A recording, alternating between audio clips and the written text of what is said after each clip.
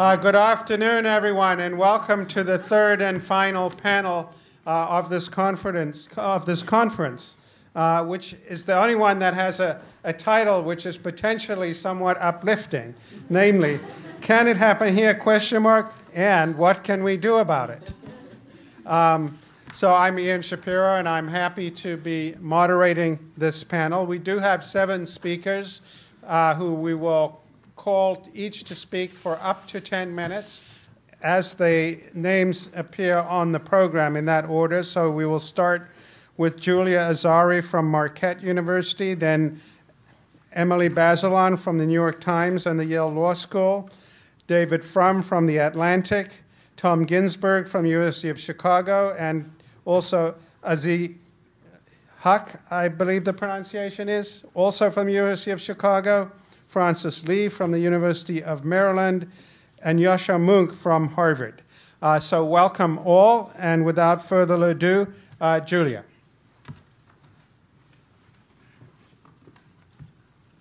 All right, give me 1 second to pull up my notes and make the Wi-Fi happy.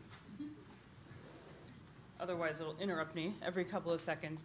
So I'm going to talk a little bit about Trump in a broader historical context. And I want to start this out by saying that typically when I address an audience to talk about Trump, and I'm here with fellow academics and people who write for elite journalistic outlets in a mostly white context, in a mostly liberal context, and we've spent the last half a day talking about the problems posed by Trump supporters and the Trump administration, assuming that these are folks that are politically distant from ourselves and from the political tradition that we align with. What I want to start by saying is that we ought to be attuned to the fact that the calls are coming from inside the House, that there's more in the American political tradition that is normal here than we typically expect. And so having started that way, I also want to challenge the premise of the wonderful people who brought me here, and the idea that there's a bright line of democracy that periodically gets crossed. Rather, in the United States context, which is what I'm going to talk about, I want to mention that the compromises necessary for stability and legitimacy of our democratic institutions often coexist with profoundly substantively undemocratic ideas, undemocratic practices, and particularly in the United States context, undemocratic practices around race. My main claim here is that while Trump is unique in many, many ways, he also represents the latest iteration in a pattern that I see as infrequent but long-standing. Every time we have a president in the United States who disrupts the racial order, they have a particular kind of successor. And here, as I define what this successor is like, I have a bunch of hypotheses, many questions, and few answers. So we've heard Trump compared with Andrew Johnson, Abraham Lincoln's successor, impeached, a racist, and someone who's generally portrayed by historians as temperamentally unsuited to the office. We've also seen Trump compared many times with Richard Nixon, with Nixon's approach to rule of law, to abuse of power, and again, that tends to go back to character issues. And I want to put this into a little bit more of a structural context and talk less about character. So first off, backlash is an established feature of U.S. democracy. We've talked about this a little bit in the morning sessions. Toward the end, we really started to touch on some of the racial questions. So this is a very familiar dynamic that I expect that many of you have considered before. When we have some form of racial progress in the United States, there's often a movement of people that want to push back against it, and often that people in that movement have some access to power. I think that's right. And I think that that's a big part of this Johnson-Nixon-Trump pattern. But I think there's another part of it that's much more challenging to pin down, and that's legitimacy. That not only do we get backlash politics, but each time there's something about the presidency that is undermined fundamentally when the racial order is disrupted. That it's not only that we have a backlash figure with some character problems, but that everything in the equilibrium of the system is thrown off. We can't reach majorities, as I mentioned in my memo. For those of you who might have had a chance to read it, I mentioned that Johnson, Nixon, and now Trump all are non-majority presidents. Johnson, of course, an accidental president after Lincoln's assassination. Nixon wins a narrow plurality in 1968 as a law and order candidate. And of course, Trump, who fell well shy of the popular vote, representing the biggest distortion between the Electoral College and the popular vote that we've seen. That, I think, is a feature of not just what happens to presidential candidates in a backlash context, but what happens to American politics when the racial order is disrupted. And I think that's something that's much more difficult, both intellectually, to figure out why and what the indicators of that are, and also to face up to morally and as residents and citizens of the United States.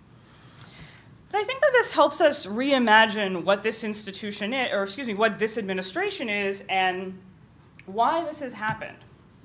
So I want to take a second and think about the politics of compromise that led up to each of these disruptions. The presidency is implicated in racial compromises that hold the nation together and make the nation stable. And this leads up, I think many of us are familiar with this in the context of the Civil War.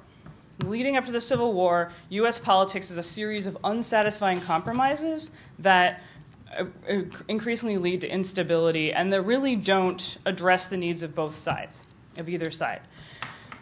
This came up a few times this morning as we talked about politics that cannot solve the problems of the United States, but I also think this is important to think about as we hold up compromise as a critical democratic value. Compromise isn't always compatible with substantive democracy.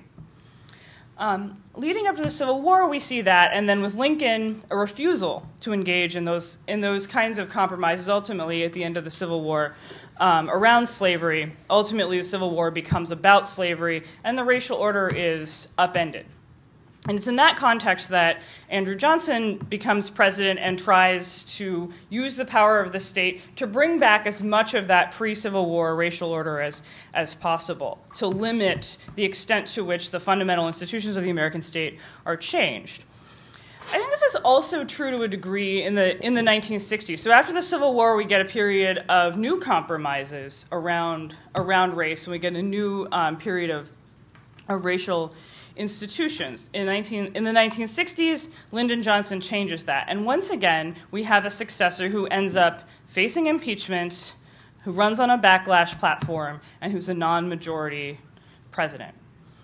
The mechanics of how this failure of legitimacy work in each of these cases, I think, is something I've hypothesized about more than I've had a chance to really test. So I'm open to any suggestions about what might be going on there. But it seems to me that in each of these historical instances, we do see elements of our current moment where it's not clear where to go forward. Everything has been disrupted and uprooted. And so you have a backlash movement that doesn't exactly control the country.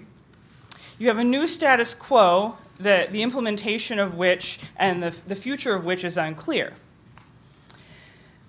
After the 1960s, we get a new racial status quo in which was described this morning as a fuller American democracy, and I think that's true. The protection of civil and voting rights does fundamentally change American politics. But what I think we all learned in the last 8 years is that it's not a post-racial order like maybe some people expected. Instead, we've got a colorblind order in which, once again, that power of the presidency is a power of maintaining a certain kind of racial power. And Obama's presence in that office challenged the connection between whiteness and presidential power. And I think that's ultimately what leads us to our Trump moment. There's lots of evidence that this mattered, and we talked a whole lot this morning about the economy. The economy obviously always drives a good deal of voting behavior. That's an important part of the story. But there's mounting evidence that race is what's driving a lot of political attitudes today. Racial divisions along both attitudinal lines and demographic lines have defined American politics really since since 1980 in our current iteration. But in 2016, political scientist Michael Tesler found that racial attitudes were actually more important in determining whether someone voted for Trump or Clinton than they were in determining in 2008 whether someone chose Obama or McCain. We have lots of examples of how that mattered in electing Trump. So I've just gotten my 2-minute warning, so I want to move on, having been extremely depressing about American political history, to talk a little bit about moving forward. And here I want to kind of shift over to thinking about the legitimacy that underlies this incredible presidential power that's been so deeply and inextricably linked with untenable racial compromise and with whiteness in the United States. What are our possibilities moving forward? I think that history suggests that the most likely possibility moving forward is that we'll move into a new untenable compromise, and that we'll have another 40-year period of stability that will then be interrupted, and this cycle will repeat. We usually suggest, when we talk about political cycles in the United States, we usually think of them in terms of stagnation. That in a 40-year period, by the end, one party's ideology has become stagnant, their coalition has become stagnant or doesn't make sense anymore, and that's when we get instability. And I'm suggesting instead that instability is really rooted in disruption. And I think that that's something to think about also going forward, is to have an eye on this dynamic between stagnation and disruption. When we disrupt these morally untenable compromises, it really does throw off the rest of the system. I think this leads us to some different questions about rehabilitating the United States system, and I do think that rehabilitating is the right choice of language. That we might want to think about not just how to revert to some kind of status quo of a functional American democracy, but how to break out of this pattern of creating an untenable compromise and instead create an institutional stability worth preserving.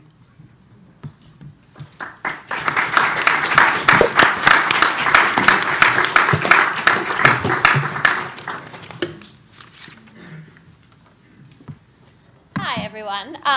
It's a pleasure to be here. I think I'm going to play the card of being the journalist on the panel with David. He'll also play that card, I now I'm realize. a simple country lawyer.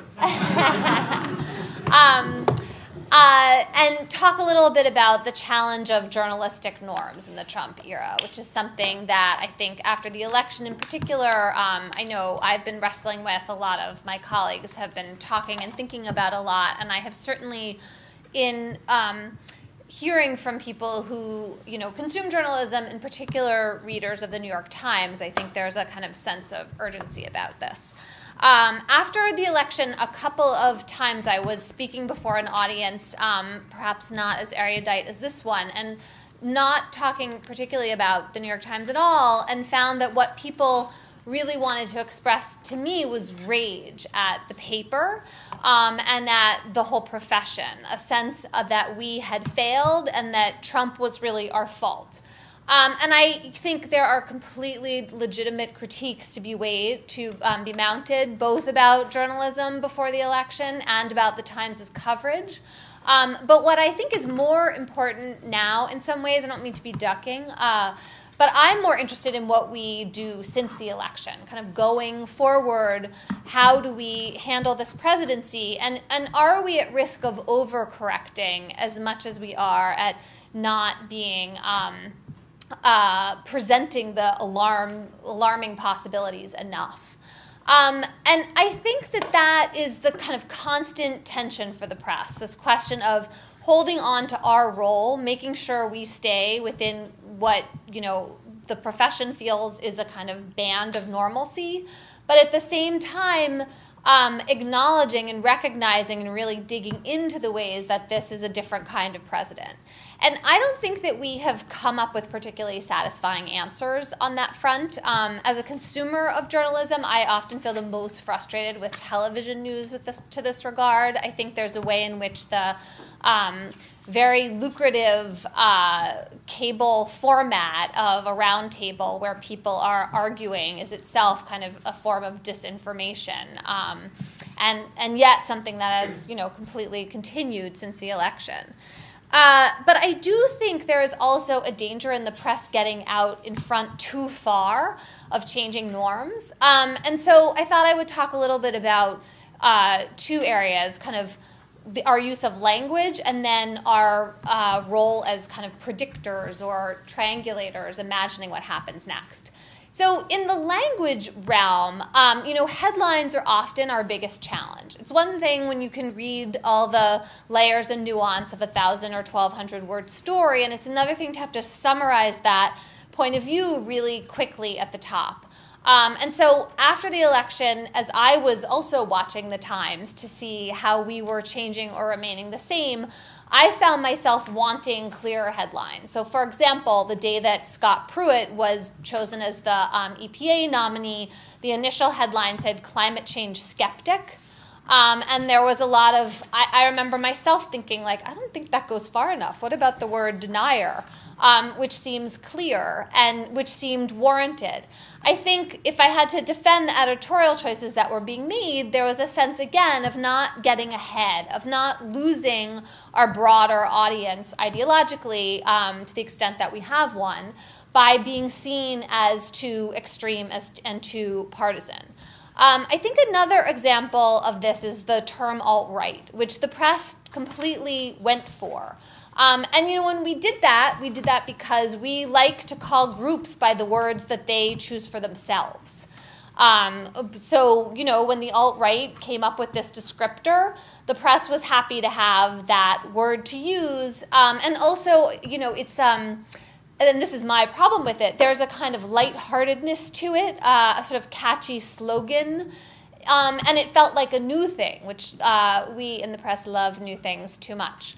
But I felt myself in describing, for example, the website Breitbart, that there was a way in which this term alt-right was not really capturing what was going on that site, wasn't really an accurate rendition of the thinking being expressed, of really what it stood for and its connections. And so I was working on a piece, and I used the term white nationalist to describe Breitbart, and it got taken out, not by my editor, but actually by the legal review that the Times did for this piece. And I went to bat for white nationalist because I felt like that I had shown that I was providing evidence in the story for the kinds of attributes of Breitbart that merited that designation, and that there was a way in which being too careful in describing Breitbart, giving them too much deference and getting to choose how they were described, was itself not fully informing our readers, not really being as clear and candid as we should be in describing that site. I'm pretty sure I won that battle, though now in this moment I can't completely remember. And then the other challenge, I think, for us has been just when something happens and it seems like it's unprecedented, how do we make that clear? So one way we make that clear is we use the word unprecedented all the time, right? Everything is remarkable. This is like another word that I feel like I read all the time, or striking, or unusual. And those words are safe for journalists because they sort of herald you should be paying attention without saying like horrible or, crazy or mad, when in fact that is probably often what we mean. And I am not sure anymore whether I think those words are really useful. But the more they are used, the more they themselves become part of the new normal. And I think the less people maybe pay attention to them. I'm not really sure what to do about that dilemma, though, because when we call things, crazy or terrible, we are, at least in the news page of the New York Times and most mainstream outlets, kind of stepping outside of our role. And then again, we have this problem of overcorrecting. So the last thing I wanted to mention was this issue of prediction. So I was wrestling with this right after the election. As Jeff Sessions was being proposed as the nominee for Attorney General, I decided I wanted to write about the Justice Department. to me it seemed remarkable, striking, unprecedented, unusual to have Jeff Sessions as the Attorney General, someone who had been deemed too kind of tarred by racist remarks to be confirmed as a judge back in the mid-1980s. But the way I wanted to kind of figure out what it really meant to have Jeff Sessions as Attorney General was to think about how the Justice Department has handled civil rights, in particular for different Republican presidencies. Like, what happens to the Civil Rights Division as it goes back and forth between Democratic and Republican presidencies.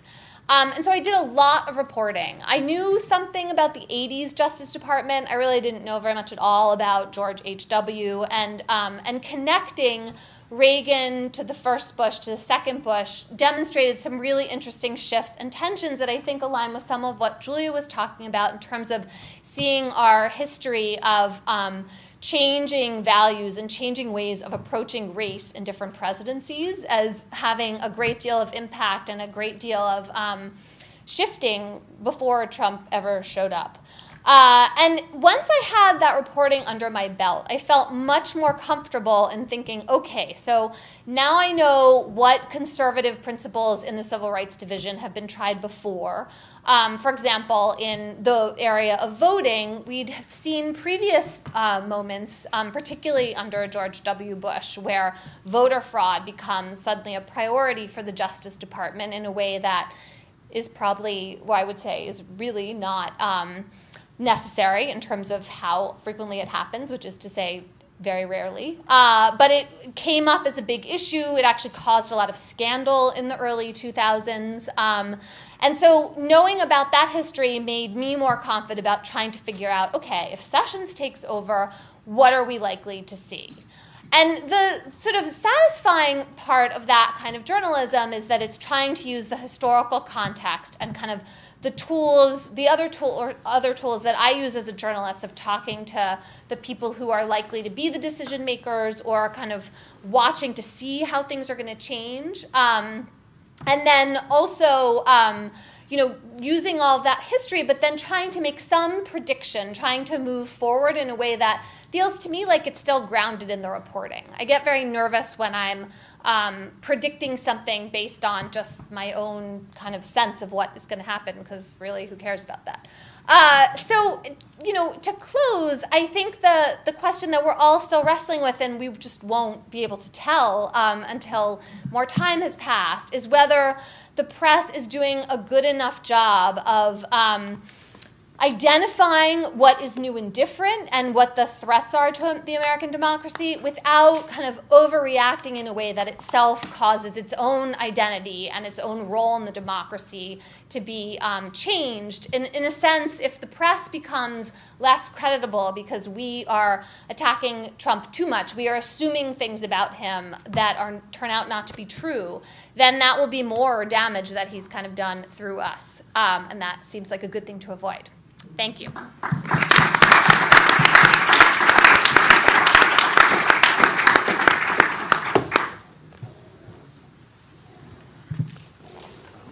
So, thank you. So there goes my opening gag. Sorry, David. Speaking of gags, one of the biggest impediments to understanding and appreciating the drama of some of the events that are going on in Washington is their frequently farcical nature. That how can it be that things are alarming when they are also so frequently funny? So just to put this in context, in the past 48 hours, we have seen the Secretary of State, at the urgent demand and insistence of the President of the United States, hold a press conference to not deny that he called the President a moron.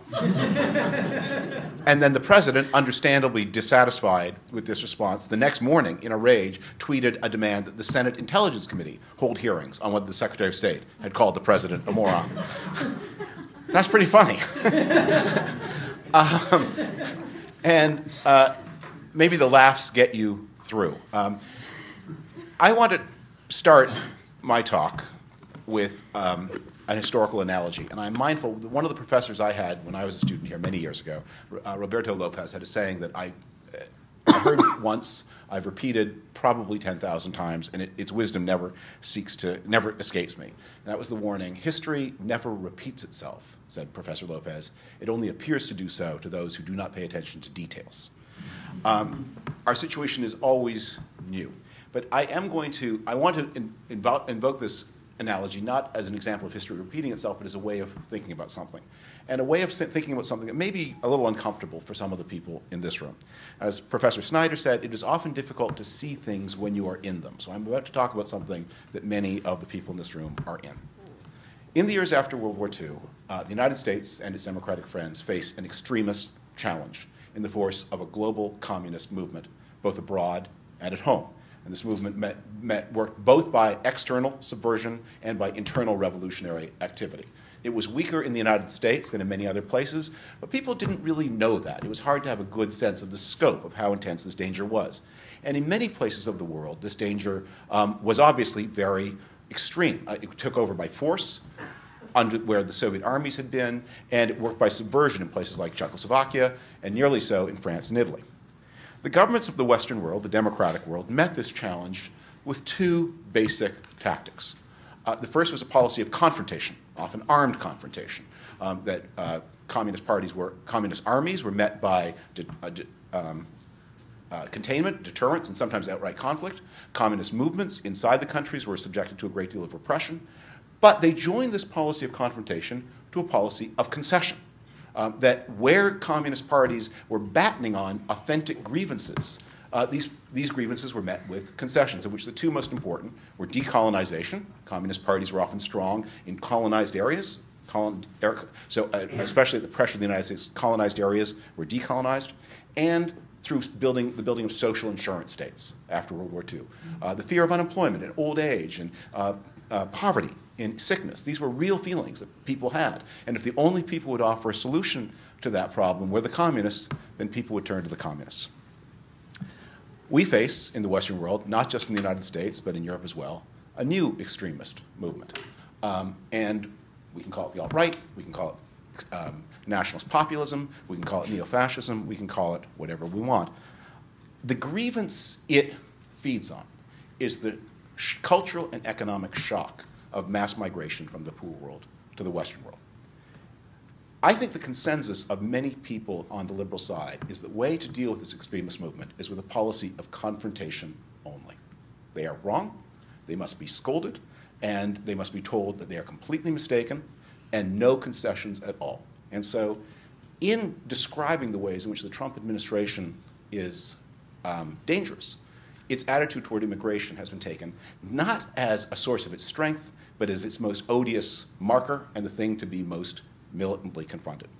And I would like to suggest that you think about this in a different way, and that we find in dealing with the grievances that animate the rising tide of extremism across the Western world some of the wisdom of the generation of 1945 to 1960, and understand there are some concessions that have to be made here if you want to move away the sources of power and dynamism and strength from the extremist movements that threaten your democratic institutions. I notice when this is a hard thought to process. Daniel Zilblatt, whose book I so lavishly reviewed and whose wisdom I really cherish and admire, in his list of norm violations in the run-up to Donald Trump, I'm a Republican, so I noticed it was a kind of Democratic-heavy list. All the norm violations were committed by Republicans. And I will admit the situation is asymmetric, that what the Republicans have done in the period from 2000 to 2016 was more and worse than what the Democrats did, and in particular the threat to put the United States into default unless they won their every single demand they had in the budget negotiation. That was an unprecedented thing and really dangerous, a mark of how this country is tumbling down the stairs toward ever more extreme behaviors, ever more willingness to contemplate out of the ordinary measures in order to get your way. But here's runner-up to that, the second most important norm violation of the period, or the second most important executive branch, second most important norm violation, the most important executive branch norm violation, was President Obama's immigration orders. You'll remember that in Obama's first term, he was repeatedly pressed, can you do some kind of executive action on the illegal alien population? I took a tally, I've written a book about this. I have found, and I'm not a great researcher, 6 specific instances where President Obama described this action as illegal, as a violation of presidential authority, as something that was absolutely not to be thought of. I'm not a king, he would say. I do not have this power. But as the 2012 election got closer and closer, and as he became more nervous, because you remember 2012, we had the economy looked really strong in the early part of 2011, and then it began to slow down in the second half of 2011. In the early parts of 2012, it looked like the economy might be stalling, and so it might be an incumbent unfriendly moment. President Obama issued the first, and 2 years later, before the 2014 elections, he issued the second of an executive order that legalized, in one case, about 800,000 people, and in the second case, a group of about 5 million people, in a way that he himself had described as lawless. And the courts agreed, by the way. The 2012 measure is still on the books, but the 2014 measure was thrown out by district courts, circuit courts, and then by a 4-4 decision of the United States Supreme Court. Why is that so important? That issue, that sense that the barriers of the country were down, was a powerfully animating force in the Donald Trump campaign. That's obvious. After it was all over, after the campaign ended and Donald Trump was elevated to the presidency, the immigration debate was reported on according to a certain convention. This is the way we write about it. If you could identify that the person complaining about mass migration had somehow been an economic loser, their wages had been impinged on, or they'd been crowded out of an emergency room, then the complaint was fair. If it was about money, you could complain. If it was a sense of cultural displacement, or loss of power, or status, or prestige, absolutely out of bounds. And if it was a sense of, I'm a citizen, and it means something, then you're dealing with a racist or a crank or worse. One of the things that, as we contemplate the strength of democracy and this vulnerability of democracy, we have to take more seriously, in my opinion, than we have done, the connection that was argued in the 19th century between the nation state and democratic modes of government. We have not found a way, and I don't think we ever will, to do democratic government in any way other than through nation states. Nation states made of citizens, nation states with borders. The nation state did not have a very good run in the period from 1914 to 1945, and not even, and better, but still in many ways to be left something to be desired run from 1945 to 1989. And so many people of goodwill saw the answer to the problems of our time was to weaken the nation state in favor of broader attachments to humanity. What we discovered instead, as we've dissolved it, what we are discovering, is that people do not move from citizenship bonds to broader bonds, but to narrower bonds, to ethnicity and to race. And that is what is happening in Europe, and that is what is happening here. Our topic today is what is to be done, and there's a lot to be said. But I think a new politics of the center meets the slogan, America first, with all its ugly associations, with a doctrine of Americans first. And that means doing some things that draw from the traditional political left, that is strengthening the material connections between citizens and state, in particular by re-thickening the social welfare state in the American context, especially in the area of health. But it also means strengthening the idea of citizenship by putting citizenship first and drawing more sharply the line between those who belong to the polity and those who don't, those who have entered the polity in legitimate ways and those who have sought entry in illegitimate ways, and enforcing that barrier to make it clear to all that the people who have done well in a world in which fewer and fewer do well still remember the people who have not done so well. Thank you.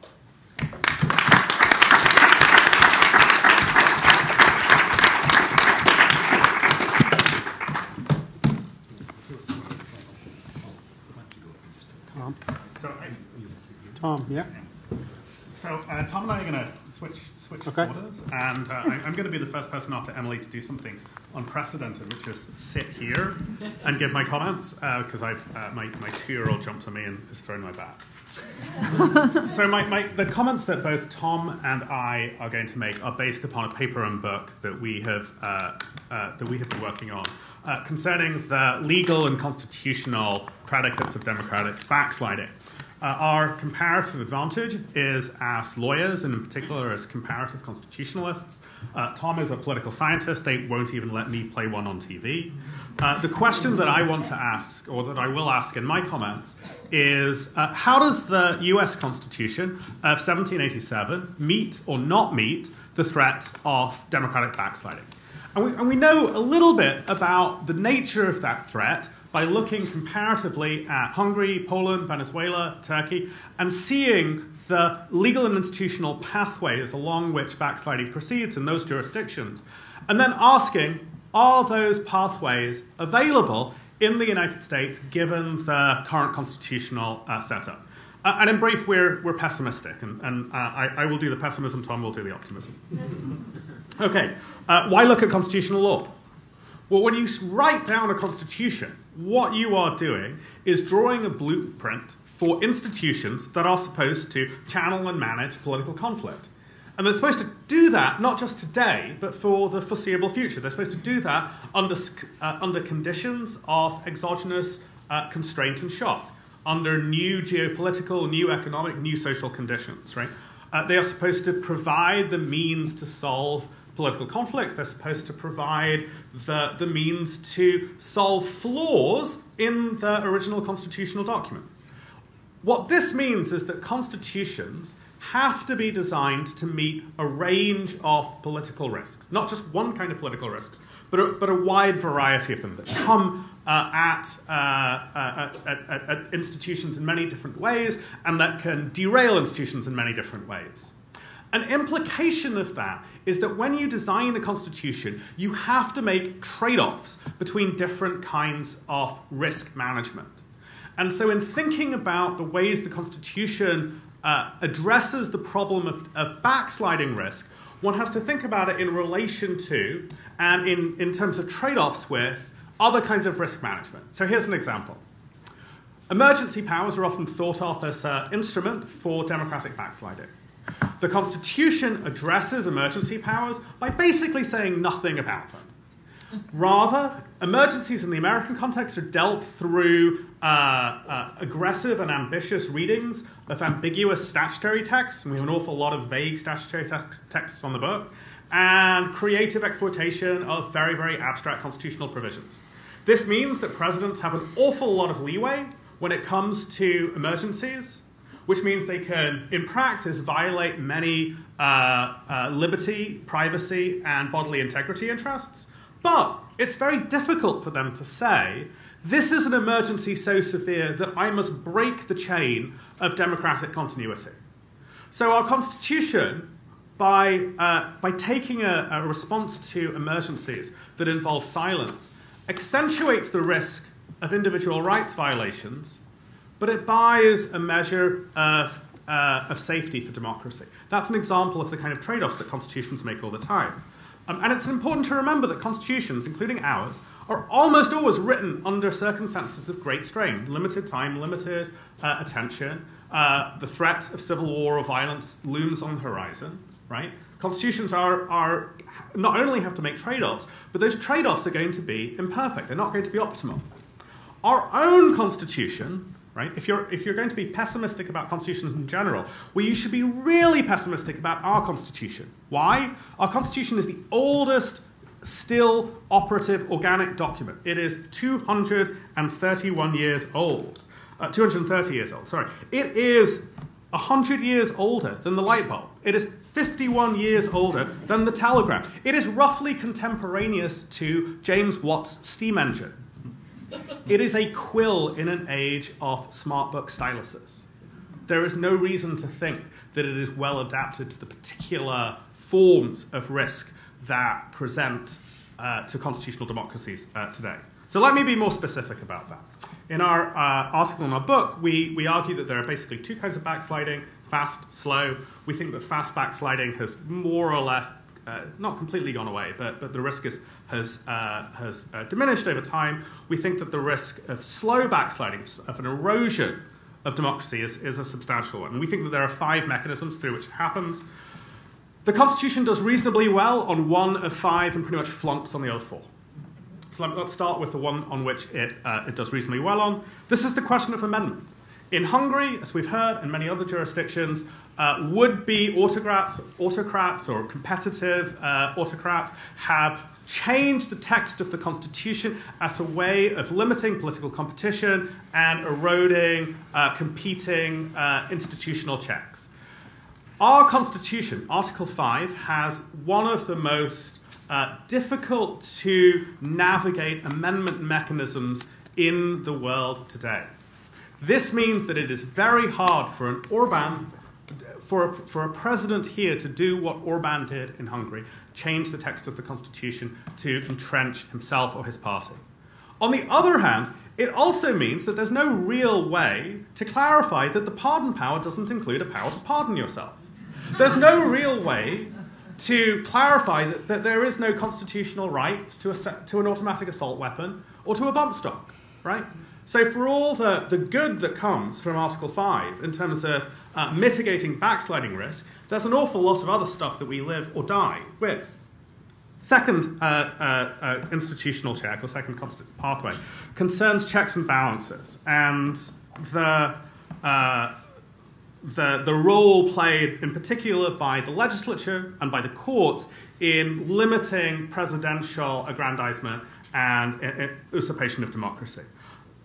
In the US system, a president acting with authoritarian impulses, when backed by a partisan-aligned Congress, has very few legal limits on the ability, or faces very few legal constraints on his or her ability to dismantle either legislative constraints, such as congressional committee oversight, or judicial constraints. It is often forgotten that judicial independence and the effective operation of the courts as a check upon presidential authority is not necessarily a matter of constitutional text. It is a matter of convention. There is nothing in the Constitution that says that a president has to obey a federal court order. And there is a live academic debate in the law schools about when and how an order has to be obeyed by the president. I disagree here a little bit with Daniel Ziblatt's terrific comments earlier today, insofar as I think that to the extent that the separation of powers fails, this failure is a very old one. Madison initially imagined the branches as acting on the basis of institutional loyalties. He imagined them engaging in this kind of tooth and claw conflict, which through some unstated invisible hand mechanism would lead to constrained government. But within the first 10 years of the Constitution's operation, Madison, along with Jefferson and Adams, had built the first party system, a party system that meant that partisan motivations overcame quickly institutional loyalties. Okay, very quickly, the three last measures. Many other constitutions contain intra-branch as well as inter-branch checks. They contain institutions like civil service protections, like ombudsman or inspector generals. Our legal system has those institutions. We've seen, for example, the Office of Governmental Ethics being very effective, the Congressional Budget Office in some way being very effective. But none of them are constitutionalized. None of those protections of the integrity of the bureaucratic rule of law are embedded in our Constitution. Hence, we've already seen proposals to repeal the Hatch Act. We've seen a return to the Holman Rule, which allows congressional majorities to zero out particular bureaucrats' salaries. Fourth pathway. The deconstruction of the public sphere. Now, many Americans, if you ask them, would say we have a robust First Amendment. And it's certainly true. The First Amendment protects against the aggressive use of libel law in the way that we've seen in places like Turkey and Russia. On the other hand, the First Amendment conceptualizes the threat to the democratic public sphere as purely a matter of prohibitions that the government imposes upon speech. When it comes to, for example, the government's effort to regulate, let's say, fake speech, or false news, or to curate journalistic ethics, the Constitution affirmatively stands in the way of such efforts. And the Constitution has nothing to say about when and how the government does or does not speak. The Constitution has nothing to say about intimidatory government speech. It has nothing to say about false government speech. It has nothing to say about the obligation of governments to disclose certain information. To the contrary, to the extent that we have a jurisprudence on that point, it is a jurisprudence which favors governmental exclusion. The final point concerns partisan competition and the quality and the preservation of that partisan competition. Whereas other countries have special courts that are devoted to the protection or the adjudication of disputed elections, whereas other countries have dedicated, insulated election management bodies, what does the Constitution do? Article 1, Section 4 delegates to the states. Hence we have North Carolina. Hence we have a ramshackle, uneven, haphazard system of electoral administration that is, as we have found out, intensely vulnerable to foreign nations' hacking. So along 4 out of 5 metrics, we think the Constitution supplies very little protection against the means of democratic backsliding that are observed in other jurisdictions. So given the right political conjunction, such backsliding is not just possible, it's eminently legal.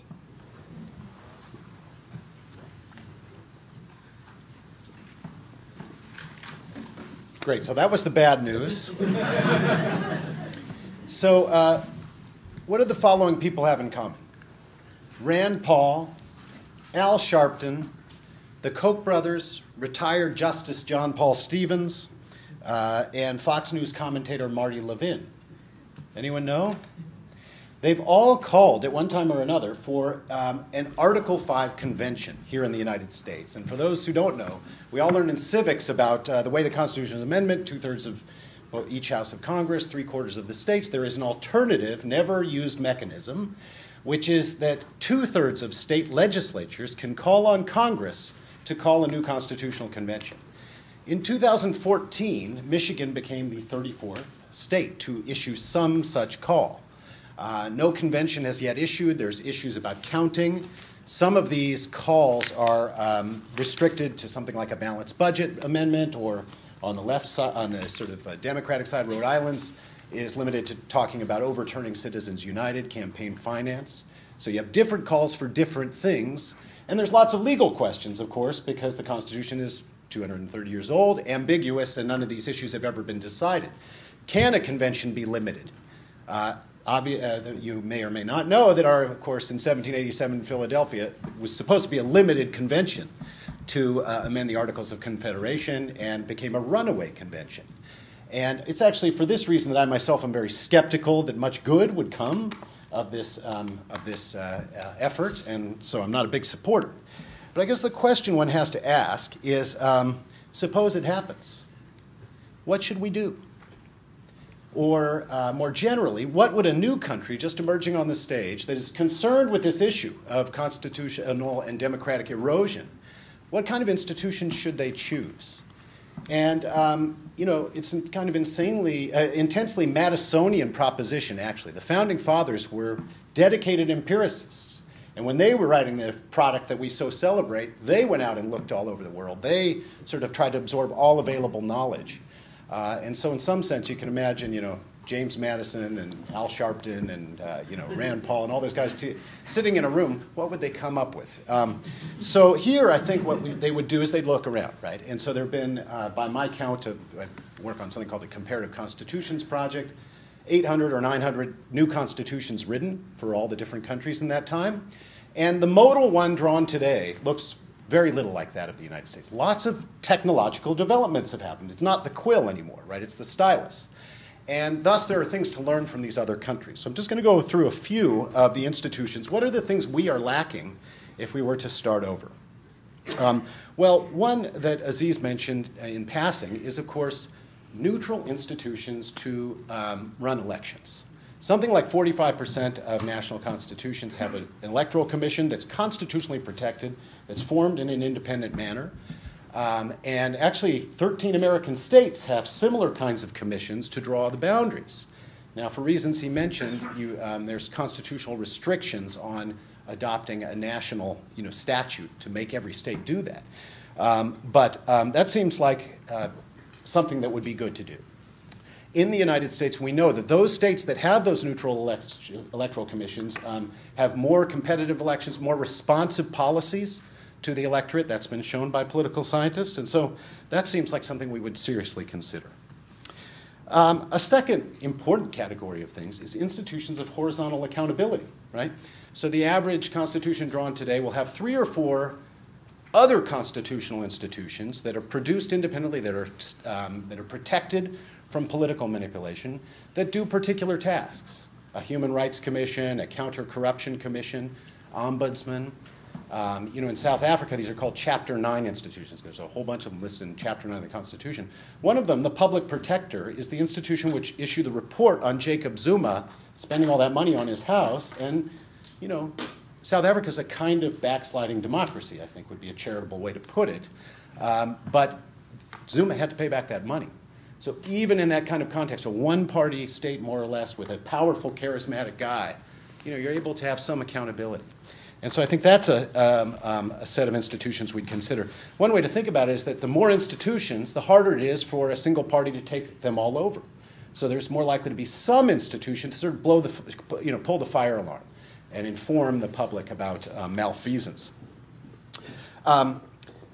Protecting the civil service, another thing we see in many constitutions, civil service commissions, explicit statements about the state itself.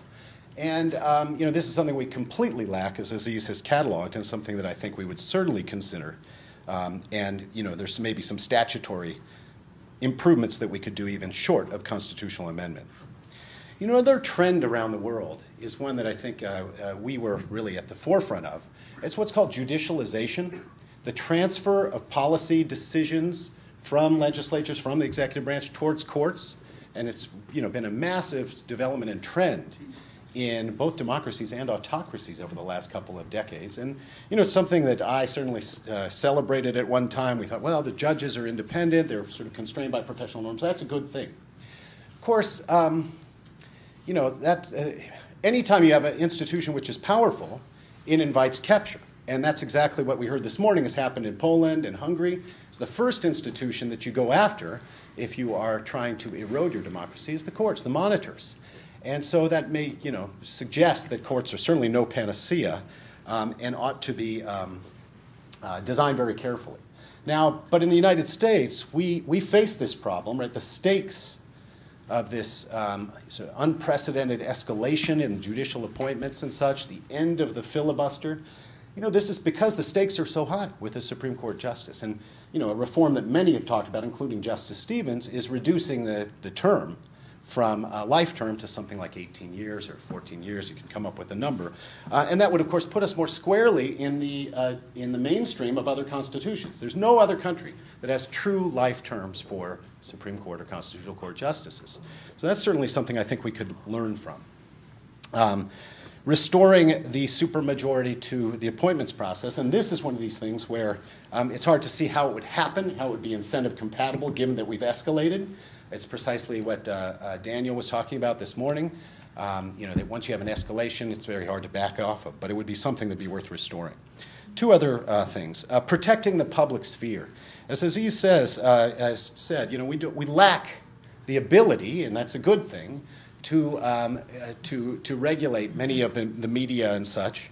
Although one thing I think is particularly important is, for other countries, maybe more than the United States, is the role of competition law with regard to the media.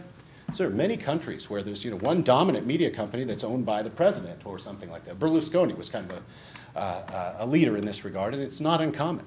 So that seems like something where you could, even in the United States, you could have vigorous antitrust enforcement or antitrust scrutiny without actually violating the First Amendment. Let's see. The other, I guess maybe I'll close with a comment about regime type, because it did come up this morning. The discussion about, so you're a new country. You're worried about retrogression. You have these big choices to make. Should we be presidential? Should we be parliamentary? Should we be semi-presidential? Arturo Valenzuela mentioned Juan Linz this morning, so it's worth revisiting this debate, which he, you know, pioneered 2 decades ago.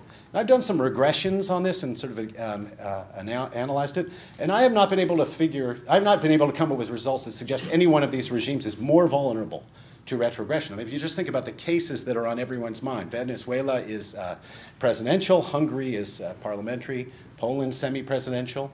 There have also been near misses in each regime type where the system is pulled back from what appeared to be an erosion. Sri Lanka, pretty important case, where intra-party disputing, intra-party competition was what saved Sri Lanka from being governed by Rajapaksa for life.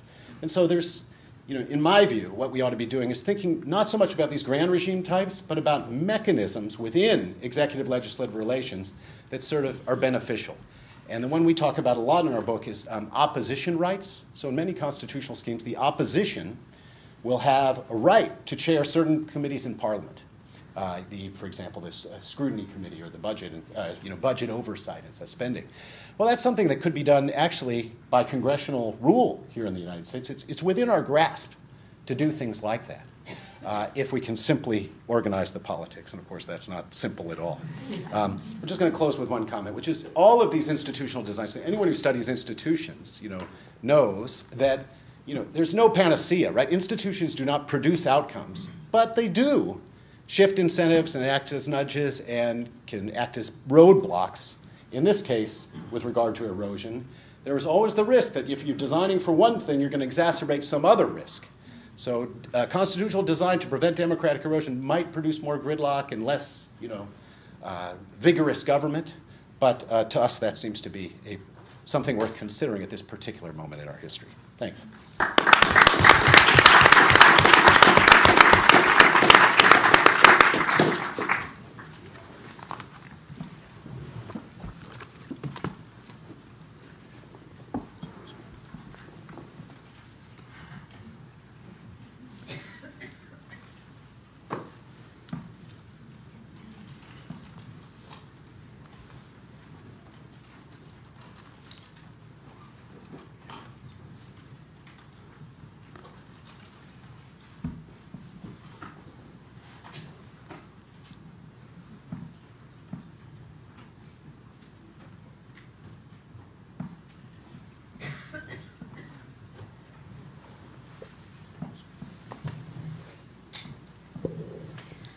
I just want to start by saying that not many students of American politics have ever seriously considered threats to the durability of American governing institutions. Americanists have tended to worry a lot more about the tendencies towards gridlock and ungovernability than problems of tending towards autocracy. But recent U.S. politics has been enough to unsettle even the most complacent among us. And comparative work on democratization certainly shows that one cannot take the durability of democratic institutions for granted.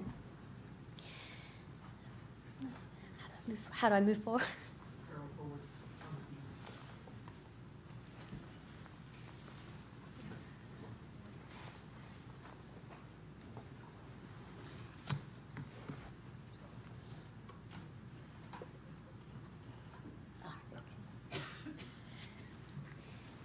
Nancy Bermeo identifies 3 varieties of backsliding that have emerged as common pathways to democratic breakdown since the end of the Civil War. End of the Cold War, sorry. Promissory coup, executive aggrandizement, and strategic election manipulation. Promissory coup is highly unlikely in the United States. Firm and long-standing civilian control of the military closes off this pathway. The more serious questions about possible democratic backsliding in the United States focus instead on executive aggrandizement and strategic election manipulation. Executive aggrandizement occurs when elected executives weaken checks on executive power. There's no question that the U.S. presidency has grown in power along with the rise of the administrative and national security state. Party polarization has also amplified presidential power in some respects. Congresses mired in partisan gridlock are less able to assert themselves legislatively, allowing presidents to make more use of their unilateral powers. But just as the U.S. presidency has grown in power, so too has the power of the president's opponents. Party polarization means that presidents confront a more tightly organized opposition party in Congress and throughout the federal system. Most of the time, the president's party opposition controls Congress. U.S. national government has been divided 75% of the time since 1980. But even unified government does not guarantee a president will get his way with Congress. The means by which members of Congress are elected makes congressional parties far less hierarchical than parliamentary parties. The federal system also usually operates so that presidents face a substantial number of states controlled by their party opposition. State governments have numerous tools to block or dilute national policies because state cooperation is usually needed for implementation. In countries where executive aggrandizement has occurred, it is often proceeded via democratic means, through national elections, referenda, legitimate lawmaking processes. There's little prospect for strengthening the American presidency via these pathways. It's hard to imagine a president of the United States garnering the kind of support that would be required to make major institutional changes. The barriers to constitutional amendment in the U.S. are obviously extraordinarily high. But even regular legislation rarely proceeds by simple majority. Very little legislation passes on narrow party lines. This figure shows the average percentage of minority party members voting in support of the legislation that successfully passes the Senate. The data start with the 93rd Congress of 1973-74 and move through to 2013-2014. You can see that the average rarely dips below 50%, meaning that most legislation, including most of Mayhew's landmark laws, garners majority support from both parties. The same is also true in the House. Even in the polarized era, very little legislation passes Congress on party line votes. There's no trend towards more legislation passing by party line votes. Presidents can rarely command the kind of broad political support they would need to assemble supermajorities to enhance their powers. All the recent presidents have won office by slim margins by historical standards. This figure shows the winning presidential candidate's share of the Electoral College. There has not been a landslide presidential election in American politics since 1984, when Ronald Reagan won a national majority of 58.8%. For the past decade, presidents have spent much of their terms near or below 50% approval in public opinion polls. The difficulties of consolidating national power in U.S. politics have been on clear display since the 2016 elections. President Trump has been impeded at every turn, despite unified control. 9 months into his term of office, no major legislation has passed. A large share of executive offices remain unfilled. Federal courts have blocked or limited major executive orders. Unified party control has not spared the president a serious bipartisan investigation of Russian intervention in the elections, nor the appointment of a special counsel to investigate the matter. A president in his first year in office is usually at the peak of his power. As with most presidents, Trump's political capital will almost certainly decline over time. Republicans are virtually assured of seat losses in the 2018 midterm elections that will further reduce the president's leverage. A second form of Democratic backsliding, strategic election manipulation, denotes a range of actions aimed at tilting the electoral playing field in favor of incumbents. United States electoral law and procedures are hardly free of this kind of deck stacking. The political interests of incumbents and majority parties unquestionably shape rules regarding voter registration, ballot access, campaign finance, legislative districting, and government ethics. Strategic election manipulation poses a reduced threat at the federal level, however, simply because national power over elections is so limited.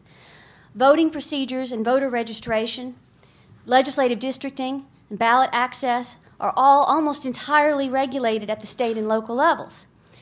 In states where one party is dominant, the majority party may adopt rules that are favorable to its interests, but majority party strength varies considerably across states. Parties can use this kind of deck stacking in states where they are already strong, but they have difficulty doing so in swing states or states that lean towards the opposing party. It's not to say it's impossible, as the Wisconsin example illustrates, but the state-by-state nature of these institutional battles limits opportunities for a national party to insulate itself from electoral tides, and it frustrates efforts at election manipulation at the federal level. If we define populism, as Anna GB does, as an anti-elite movement that expresses the general will of an organic and wholesome people, then I would rate populism as a more serious threat to American liberal democracy than any slide towards autocracy. Scholars of American public opinion have long known that the values undergirding liberal democracy are fragile at the grassroots. Americans are often unwilling to apply the abstract civil libertarian principles they espouse to specific unpopular or threatening groups. Authoritarian and ethnocentric beliefs are important drivers of public opinion. Long before the anti-establishment fervor of the 2016 elections, Hibbing and Tice Morse wrote 2 books documenting the extent to which Americans embrace populist notions of an organic and wholesome people in contradistinction to an out-of-touch political elite. In the data they report, majorities of respondents exhibit little understanding of the sources of conflict in Congress and impatience with debate and deliberation. Frustrated with the contentiousness of real-world democracy, they report surprising percentages of people respond favorably to the mention of decision-making structures that are not democratic, such as turning government over to successful business people. America's longstanding openness to populism becomes more troubling for liberal democracy during a time when the party system is becoming increasingly racialized. Even as early as 1989, Huckfeld and Cofield wrote a book about how race was driving out class as the most significant factor in electoral politics. Since 1989, the American electorate has become more racially and ethnically diverse, and the diversity gap between the parties has grown progressively wider. The data displayed here from a 2017 Pew Research Center report shows demographic change in the parties between 1992 and 2016. As you can see, the Democratic Party is becoming more diverse at a faster rate than the country as a whole, while Republicans are becoming more diverse at a slower rate. Recent work by Michael Tesler has shown that white voters' attitudes towards race have become a stronger predictor of their partisan attachments.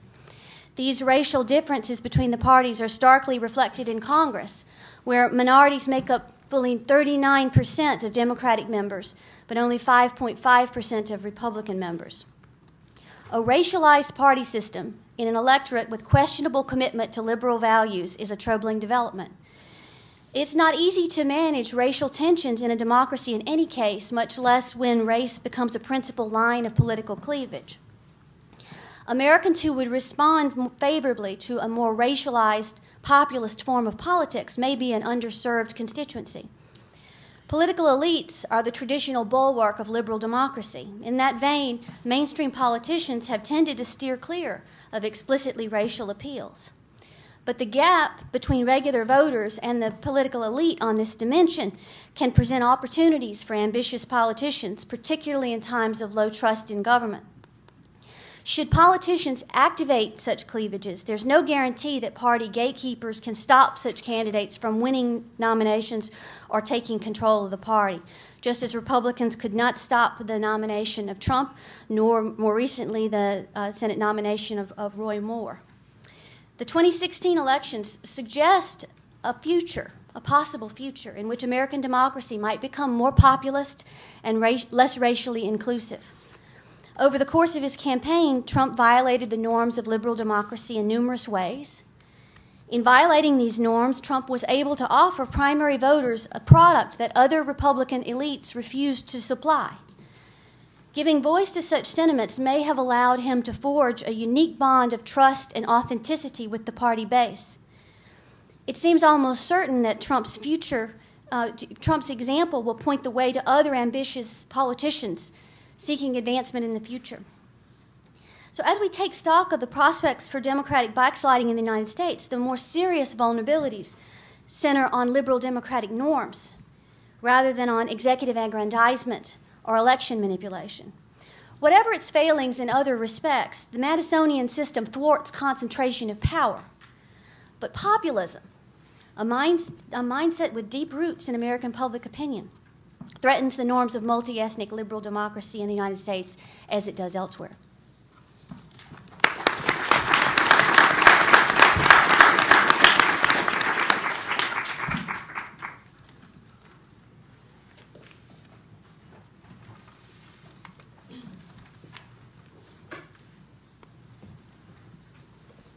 Thank you very much.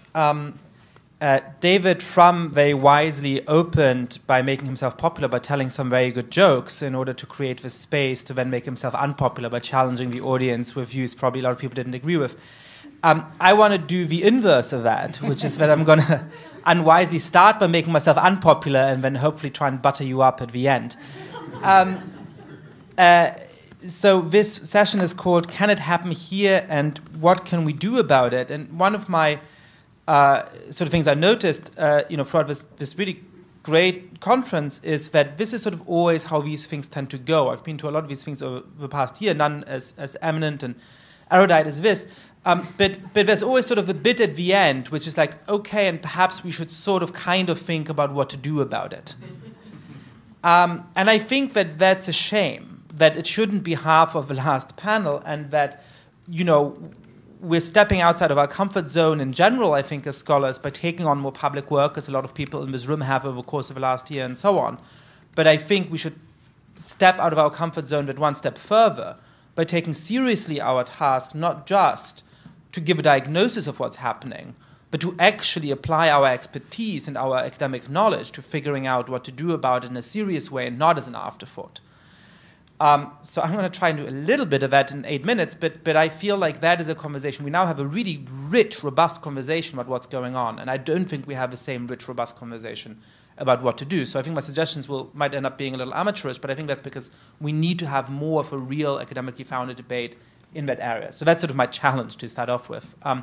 Okay, so to know what we can do about it, we do have to understand a little bit about whether it can happen here and what's going on. Very briefly, I think there's 3 basic scenarios of what Trump is going to do to the American Republic. I think we've spent a lot of time talking about the first one, which is how likely it is or is not that Trump sort of outright destroys it, right? And I think that we are nearly approaching, insofar as that's possible at a conference with sort of 23 excellent speakers, we're actually sort of in a broad space of agreement on that, I have the impression, which is to say that, yes, there are things that can really be dangerous to the American Republic. We shouldn't be complacent. The Constitution is not somehow inviolable and magic, but it doesn't look as though Donald Trump is about to destroy it sort of tomorrow, right? That's partially, frankly, because he's not as strategic as some other authoritarian populists that we've seen rise in other countries. He doesn't quite seem to have the political discipline or perhaps the political skill and acumen of a Viktor Orban or of a Lech Kaczynski. I also agree with that assessment. I don't think it looks like Trump is destroying democracy, but I just want to sound one important note of caution, which is that most scholars of Russia didn't really think that Vladimir Putin was going to completely destroy the democratic system there. A lot of scholars of Turkey fought 2 or 3 or 4 years into Recep Erdogan's rule, but things were going fine. Scholars were a little worried about Orban, but at the beginning they didn't think that he was destroying democracy in Hungary. And even most scholars of Poland, for they were very worried about the peace victory in 2015, were quite insistent that democracy was going to be able to defend itself. So, we're less than a year into the Trump presidency, and our track record isn't great at predicting those things. Now, I still think it doesn't look like he's destroying democracy, but I think we should at least keep in our mind the fact that we've been wrong about similar kinds of things in other countries. Okay, so what's the second scenario? The second scenario is the super optimistic scenario, right? Trump is about to fail, he'll get impeached, or he'll resign, or he'll just lose disastrously in 2020. And there'll be a sort of moment of coming together. We'll realize that this is all a terrible nightmare. People who I've been writing about who are sort of disengaged from democracy and a little critical of it realize that it's important to live in a democracy, that you don't want to have a strongman leader, and everything will be great. We haven't talked much about that scenario today. I think mostly because people think it's self-evidently out of bounds.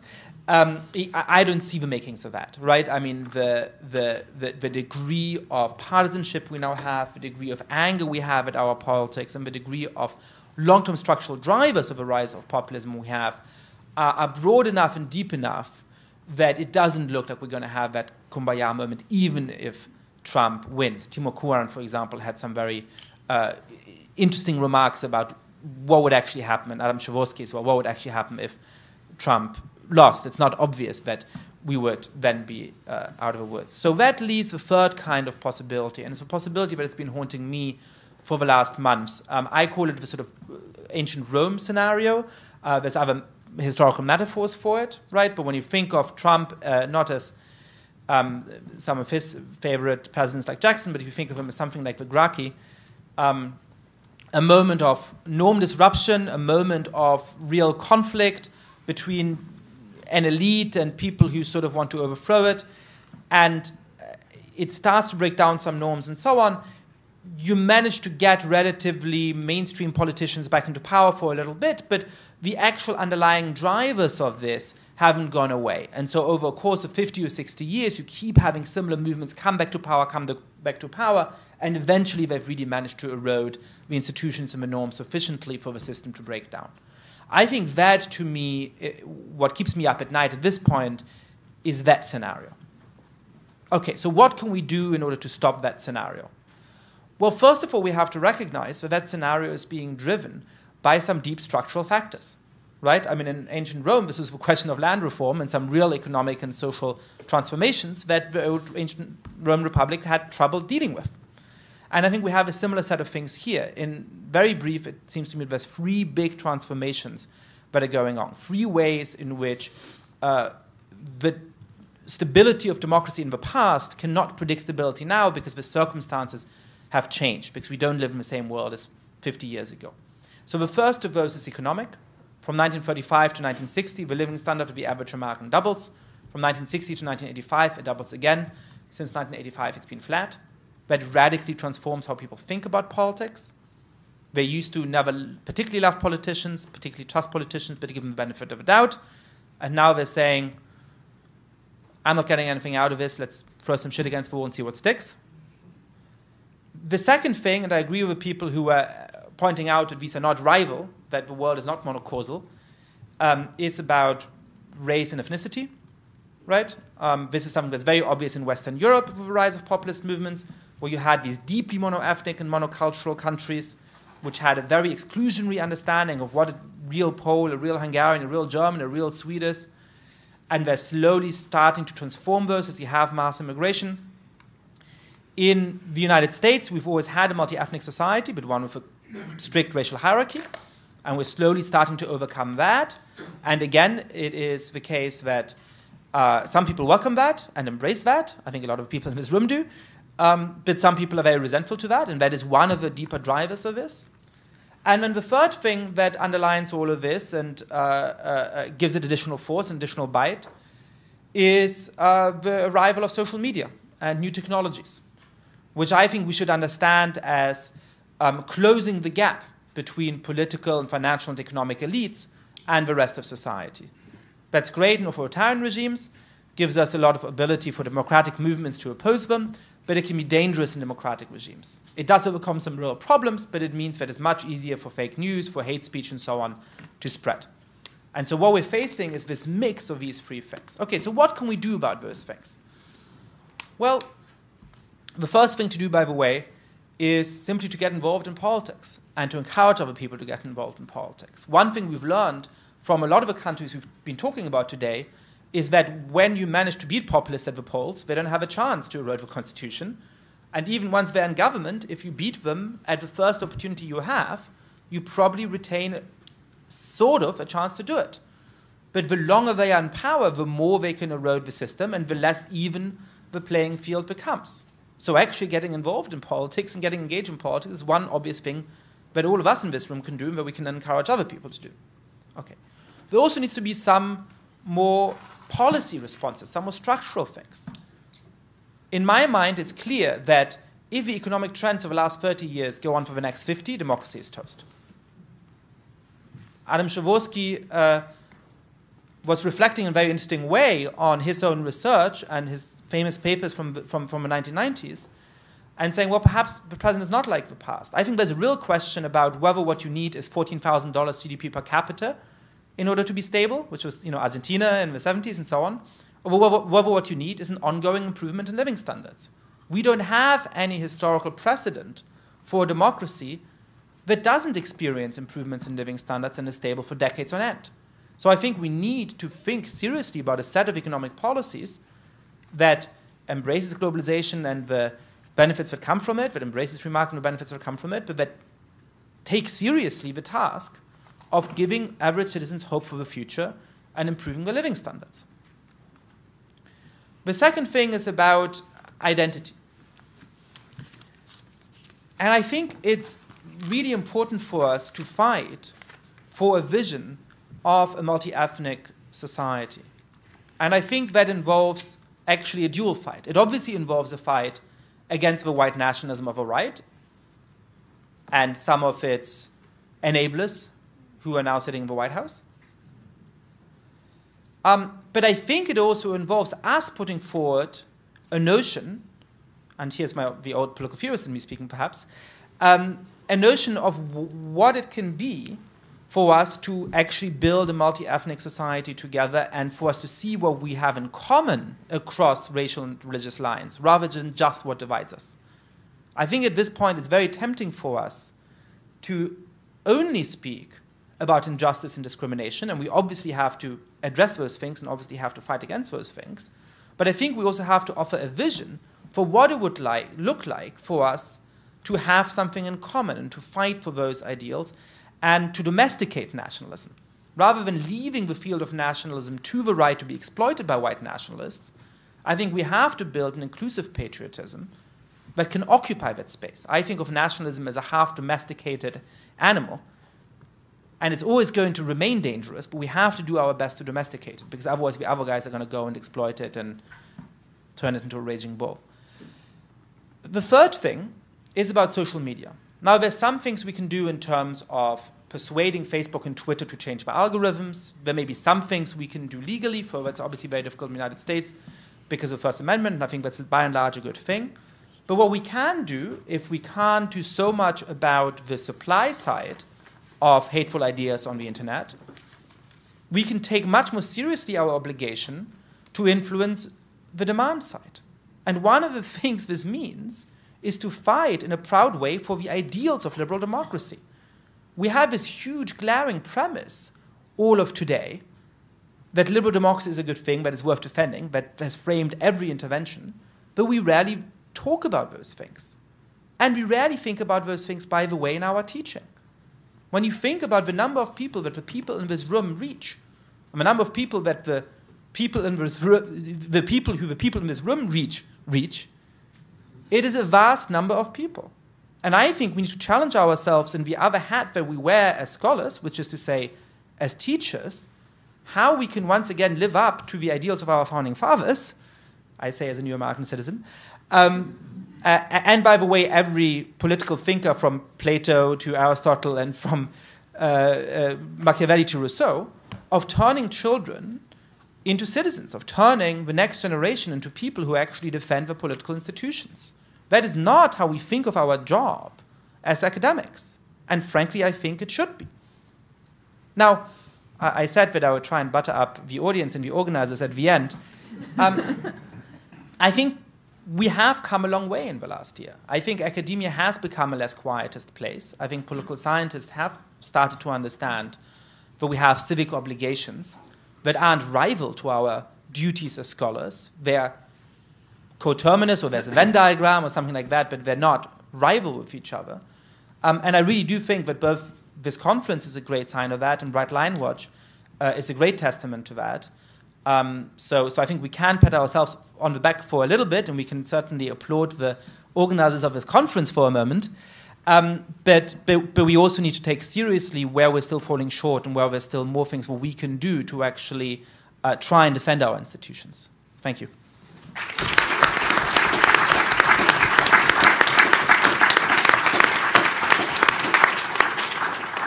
So thank you, one and all. What we're going to be doing now for the next 35 minutes is we're going to start. I'm going to have a question for the panel. And while I'm doing that, we're going to be collecting up written questions for the panel. And I will pick on them with a strong bias towards legibility. So while that's going on, are you going to pick up somebody picking up the questions? I've got some here. Yeah. Okay. Very good. Okay. So I've found all of the presentations thought-provoking, and I wanted to start from the observation that David and Yascha both made explicitly, but was implicit in the comments of many other people, that before talking about backsliding and ways of stopping backsliding, we should think about what's producing the phenomenon in the first place, because otherwise the solutions might not be getting to the problem. And as I listened to the various speakers, a number of them had things to say about that. Julia was talking about disrupting the racial order as an underlying phenomenon. David himself was talking about migration as threatening people and precipitating a lot of the politics we've seen.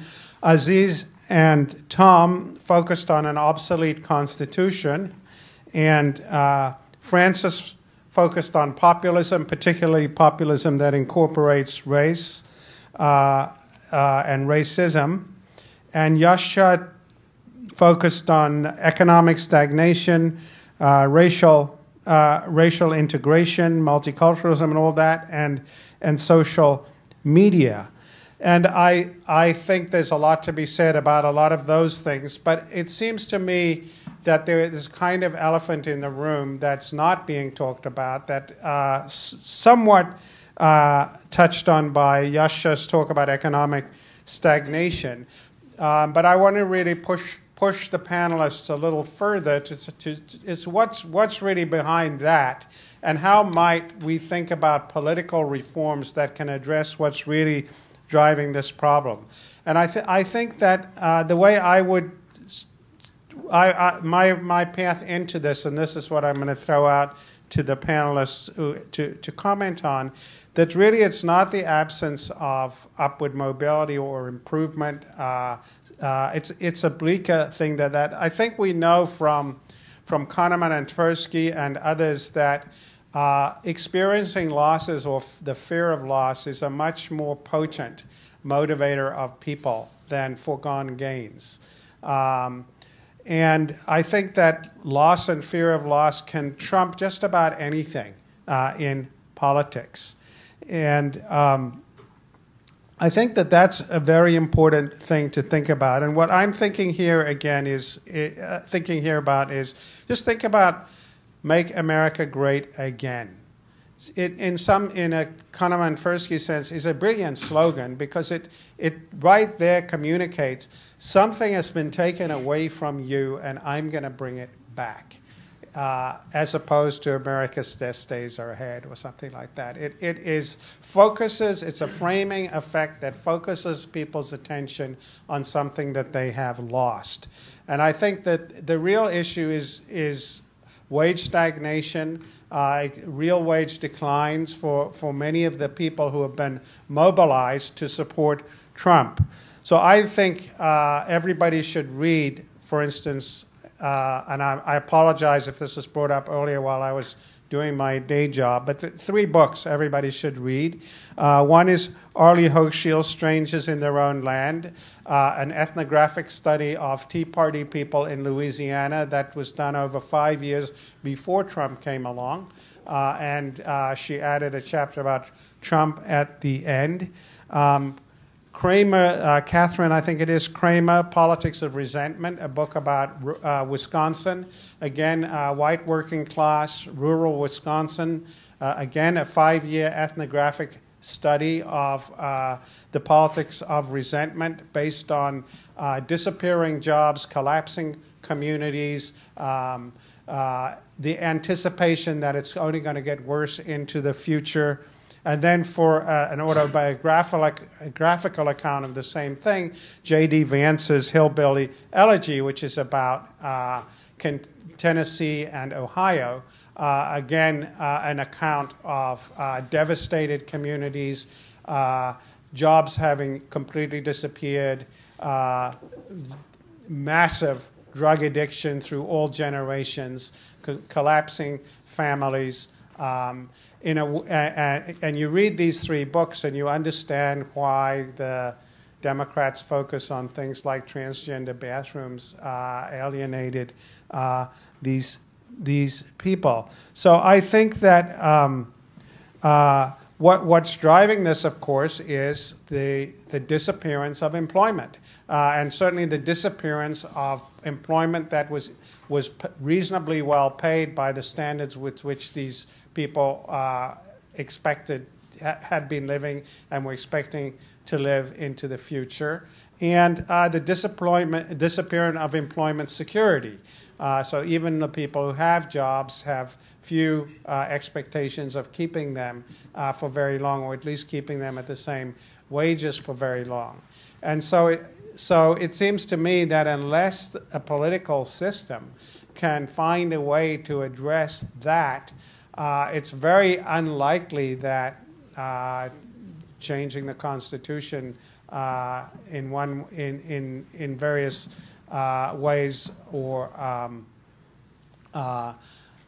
focusing on the other things that people have brought up that are no doubt important, but it doesn't seem to me that we're going to get very far. So what I would ask the panelists to speak to is, to the extent that this is the underlying problem that's generating the kind of politics that we're seeing, what are the failures in the political system that are hampering the capacity to address that, and what can we do about that?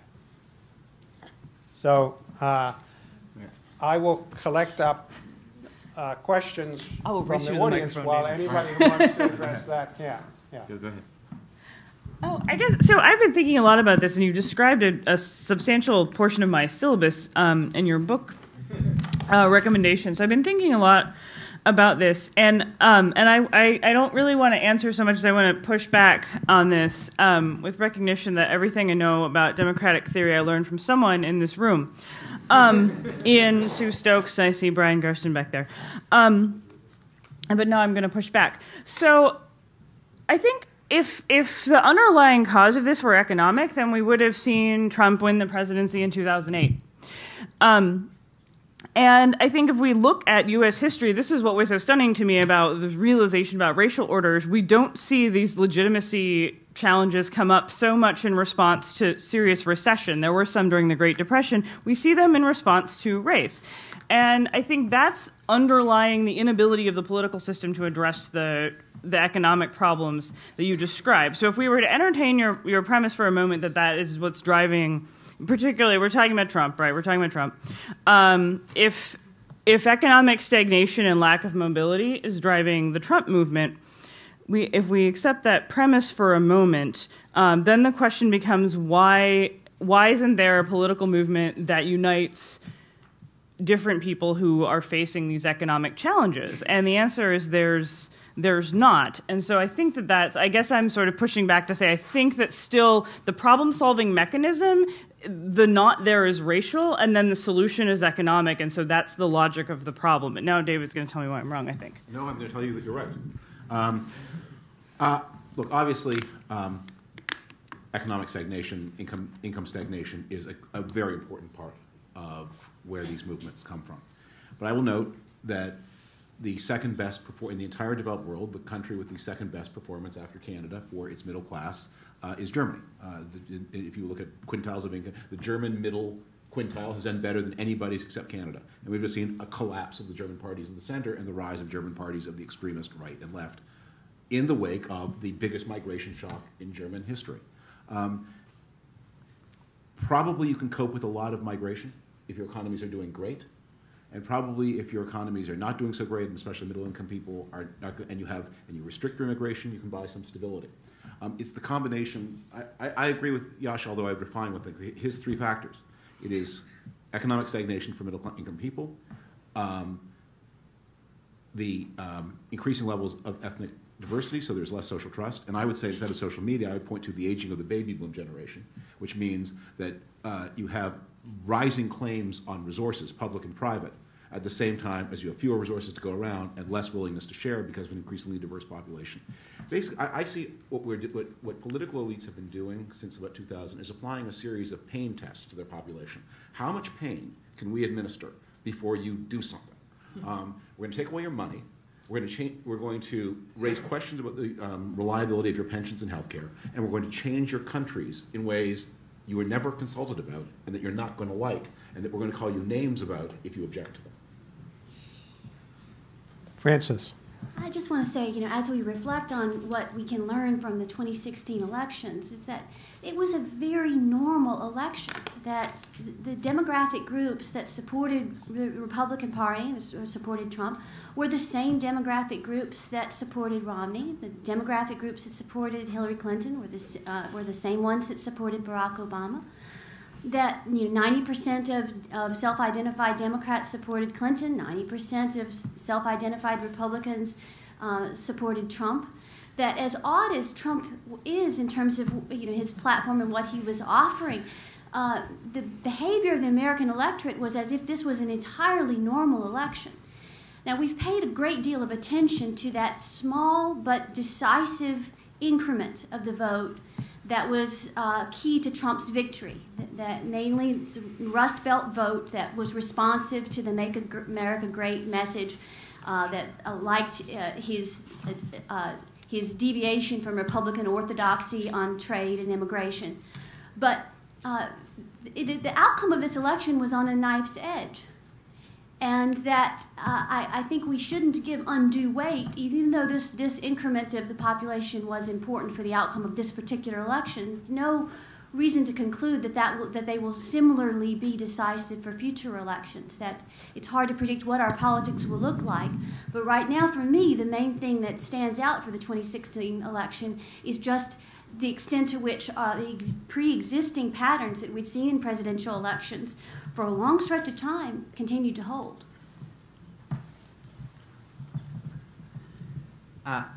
So a few thoughts. The first is that I'm a little skeptical about calling the 2016 election normal. Now, I know that there's some sort of very straightforward and obvious evidence for that, right? The thing that you didn't mention that is always listed in that same breath is that 97% of congressmen or something like that got reelected and so on.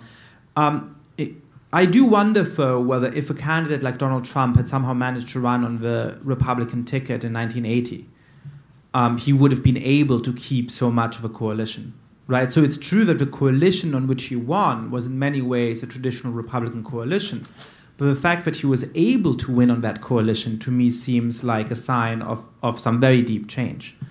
And so I think it's possible to acknowledge the points you just made and still preserve the thought that this is not a normal election. Now, I agree, though, with a few things. One is like when you think about how does Trump lose in 2020, and I think for anybody who cares about liberal democracy, that is something that we have to care about, and it's a strange thing to say at an academic conference, but I think that's obvious from everything we've talked about today.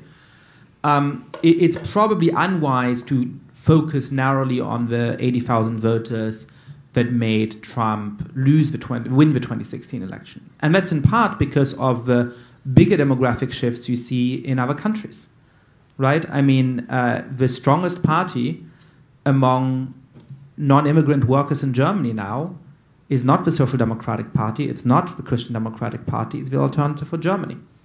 The strongest party among white workers in France for a good while now has been the Front National. The strongest party among white workers in Austria is far-right populists.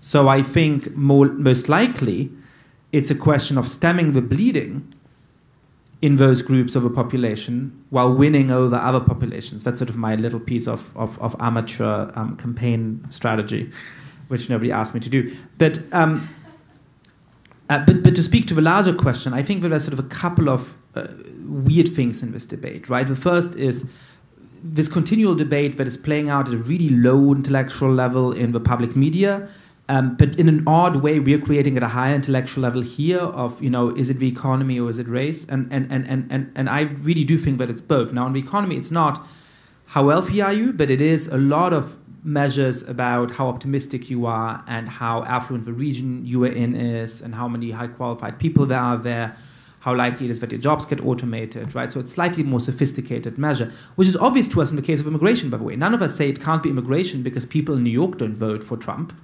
right? So that point is obvious to us there and somehow not obvious to us in the economy. But I was speaking to a legislator and I think it really made it clear to me. And he said, look, 30 years ago when I asked people, who are you? They said, I'm a Teamster. right? Or I'm a foreman in the factory, right? They're identified by their job. They're identified by the earned identity. And as for all kinds of complicated reasons, a lot of them have lost access to that earned identity. You ask them now who they are, and they say, well, I'm white, and I don't like those people over there, right? And so I think the brew that goes into a political anger that often expresses itself in cultural and racial and sometimes racist terms can in part be economic. Now, the last thing I want to say, I know I've been hogging for a little bit, is that there's a sort of weird paradox to me in the public debate about the cultural side of this. And it's that the same people who are most prone to describing America as, in essence, in the end, a white nationalist nation, right, and in essence, really deeply marked by its racism, also tend to be the people whose prescriptions essentially is to double down on or to create a coalition of minorities. And that seems to me just really bizarre, because when you look at the patterns in the US electorate, it's true that the minority may eventually be the majority, but that's not going to be for some 30 years, even on the most optimistic scenarios, right? And so there's something really paradoxical to me about this. That either you think, and I'm thinking through this in this moment, I've never quite been able to put my finger on it, but either you think that America is deeply racist, and if you want to make sure that the racists aren't in charge, then you have to actually make your pitch on economic policy, because that's the only way that you can ever win, right? Or you have to think that no, most Americans are willing to be won over by an inclusive vision of a nation that also does something for them. And I think, given, if nothing else, what the rapport of forces in the electorate is, that's where we got to be. We got to build a coalition where we can talk about racial injustice and overcome discrimination, but also think very seriously about how to appeal to the people we need in order to build a winning coalition. And I see surprisingly few people being in that space, because they're either to the left of it or to the right of it.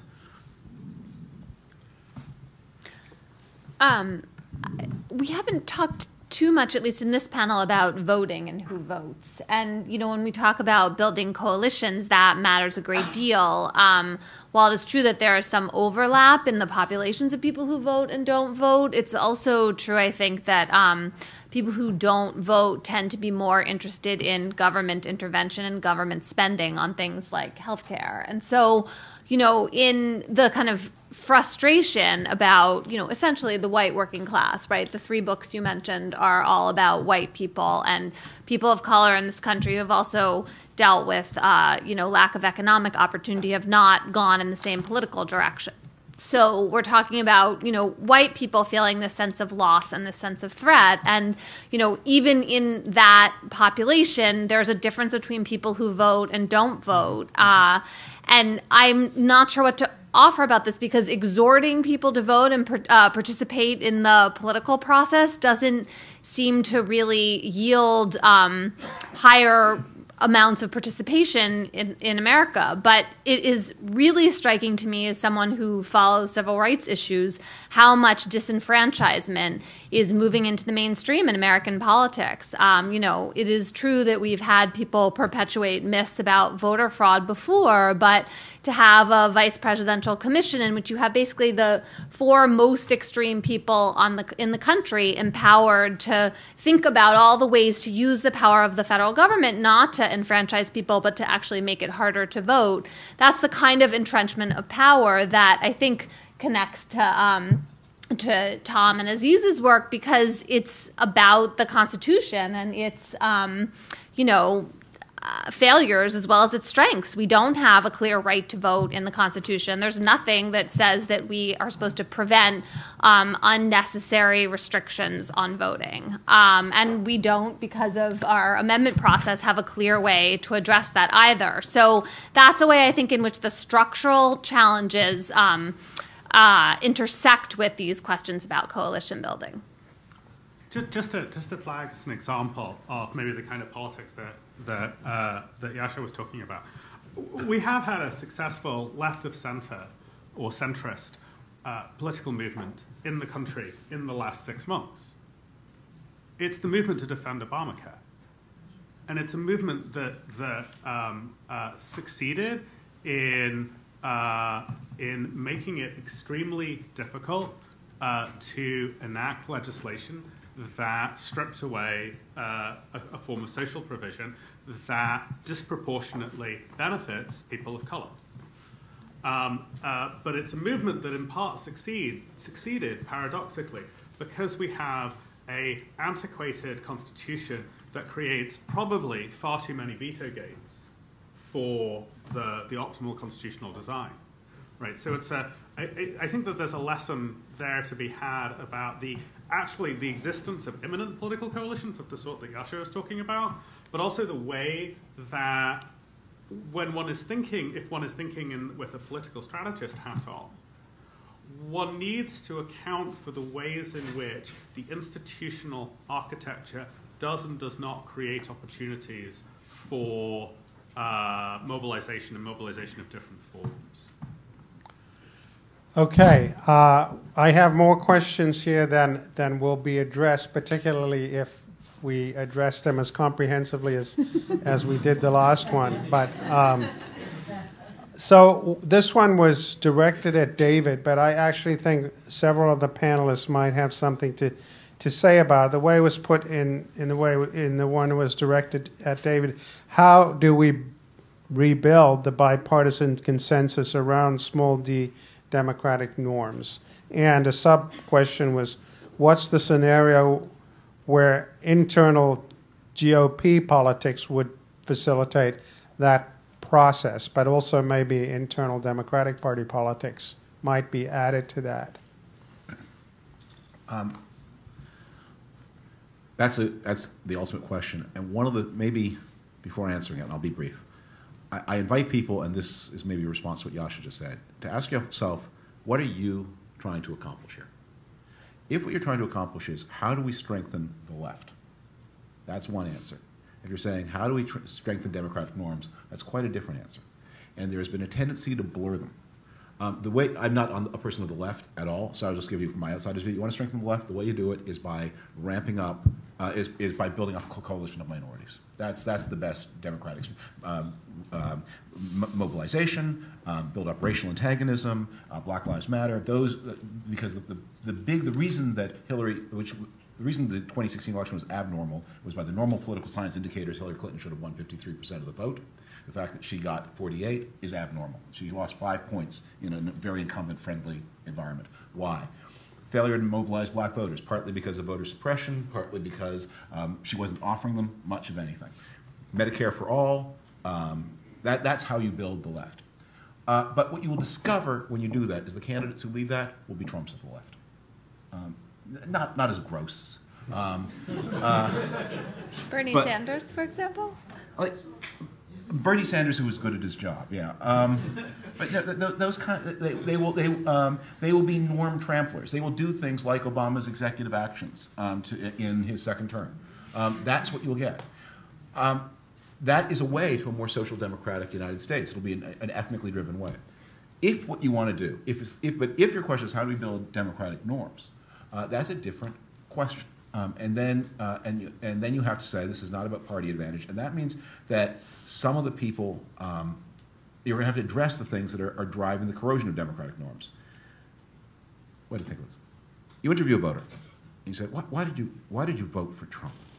And the voter said, "Well, I'm just really disappointed at what has happened to my personal living standard. I haven't had a wage increase in 20 years." You say, "You are so greedy and materialistic. Don't you understand that money is the root of all evil?"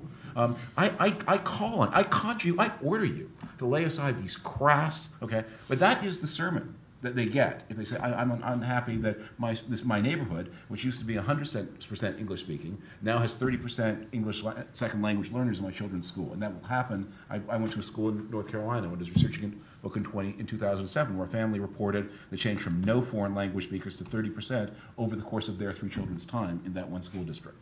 Find out what is bothering people and do something about it. And take the grievances seriously. Joseph Schumpeter is deeply out of style, but had a big impact on me. The job, it seems to me that democratic systems get into trouble in two ways. One is what populism is the people identify the problems and the people offer the solutions. Bad. Elitism is the people identify problems, the elites tell them they're wrong about them, and offer other problems and other solutions. Also bad. Listen to the problems, then use partisan competition to compete to offer responsible solutions, but do not read the problems out of court. Anyone else want to pick up any of that? Go ahead. Thanks.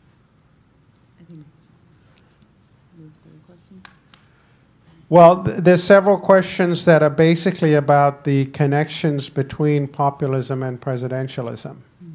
To what extent are they some kind of, symbiotically, mutually encouraging, or one producing the other, or yeah. I'm going to be very brief this time, but I'm going to make myself even more unpopular. If there's one thing that all of political scientists seem to agree on in the last 30 years is that it's all about institutions, right? And it's not clear to me in the case of populism that it is. Now, obviously, the particular way in which populism plays out in different countries is shaped by institutions.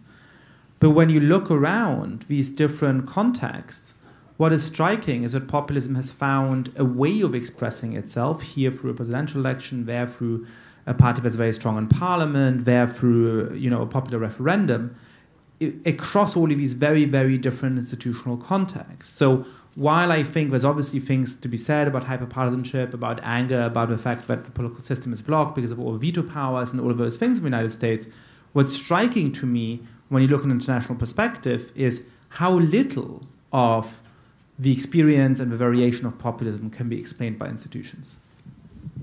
I'll just add, Viktor Orban, Erdogan came to power as prime minister. You go down the list. And so to me, what this suggests is that old debate, Juan Linz's question, actually, in some ways it was answered, I think, by Adam's student Zay Chebub. I don't know if he was your student, but he answered it about a decade ago, that it's not presidentialism or parliamentarism per se. There's selection issues which create the outcomes we see. And to me, that suggests a much more micro focus in terms of our research agenda. Can I pop in? I wrote a book about mandates and presidential mandate claiming. And my argument in the U.S. context is that populism is a rhetorical strategy for presidents to deal with the legitimacy challenges to an incredibly powerful and problematic institution and the conditions of partisanship. So I think there's something separate there about populism as a rhetorical strategy.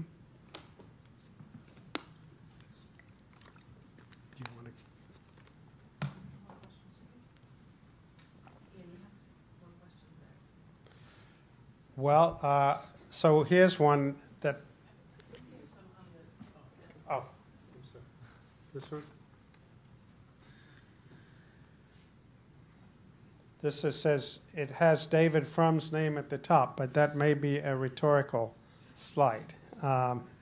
Making America great again would require strengthening the welfare state, which many voters interpret as giving handouts to blacks and Latinos. These voters are also the most vulnerable to anti-immigrant and xenophobic appeals. Would your concessions work? ?